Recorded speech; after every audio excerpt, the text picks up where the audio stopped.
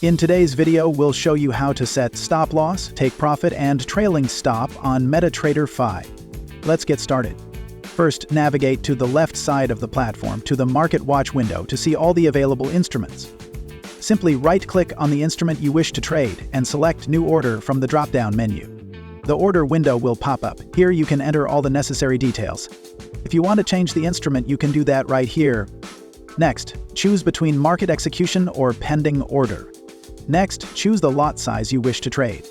Now, from here you can set the stop loss and take profit levels according to your trading strategy. You can use these icons to set the stop loss to the desired level or enter a specific price directly. Let's say you want to open a buy trade. In this case, the stop loss will be placed below the market price.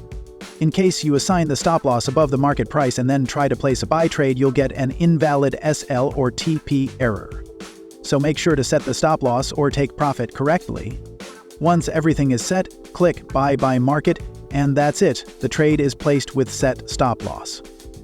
Now let's navigate to the Trade tab of the Toolbox window at the bottom of the platform. Here you can see all the open trades, and here is the trade that we've just placed.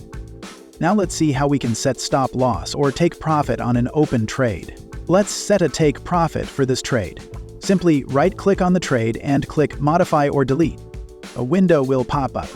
Just choose the price here at which you want the take profit to get triggered and click the Modify button, and that's it. Additionally, you can view the trade line on the chart window as well. You can set stop loss or take profit from the charts too. Simply drag the line to the desired price on the chart window, and that's it. The stop loss or take profit will be set. Moving on, if you'd like to set a trailing stop, simply right-click on the trade again, go to Trailing Stop, and from the drop-down choose the number of points to set the trailing stop, and that's it.